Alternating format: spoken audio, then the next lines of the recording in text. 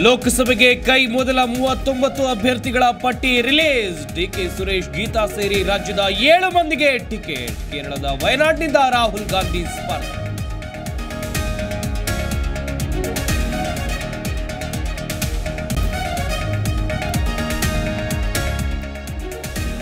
ನಾಳೆ ಮೋದಿ, ಅಮಿತ್ ಶಾ ನೇತೃತ್ವದಲ್ಲಿ ಬಿಜೆಪಿ ಸಭೆ. ಕರ್ನಾಟಕದ 20 ಸ್ಪರ್ಧಿಗಳ ಹೆಸರು ಫೈನಲ್ ಸಾಧ್ಯತೆ.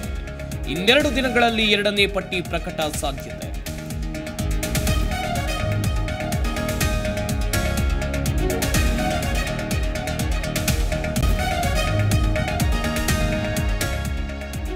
ಬಿಜೆಪಿ ಜೆಡಿಎಸ್ ಸೀಟು ಹಂಚಿಕೆ ಫೈನಲ್ ಮಾಡೋಕೆ ಸರ್ಕಸ್. 4 ಕ್ಷೇತ್ರಗಳ ಮೇಲೆ ದಳಪತಿಗಳ ದೃಷ್ಟಿ.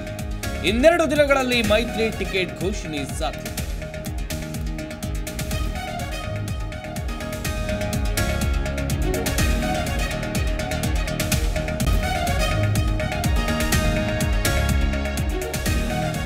ಬಾಂಬ್ ಬ್ಲಾಸ್ಟ್ ಪ್ರಕರಣದ ತನಿಖೆ ಚುರುಕು. ಬಳ್ಳಾರಿ ಐಸಿಸ್ ಮಾಡ್ಯೂಲ್ ಶಂಕಿತನ ವಿಚಾರಣೆ.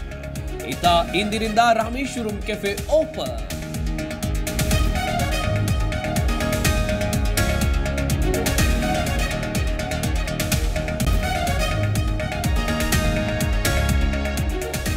ರಾಜ್ಯಾದ್ಯಂತ ಶ್ರದ್ಧಾ ಭಕ್ತಿಯಿಂದ ಶಿವರಾತ್ರಿ ಆಚರಣೆ. ಧರ್ಮಸ್ಥಳ, ನಂಜನಗೂಡು ಸೇರಿ ಹಲವು ಪ್ರಸಿದ್ಧ ದೇಗುಲಗಳಿಗೆ ಭಕ್ತ ಸಾಗರ. ರಾತ್ರಿಯಿಡೀ ಜಾಗರಣೆ, ಶಿವನಾಮ ಸ್ಮರಣೆ.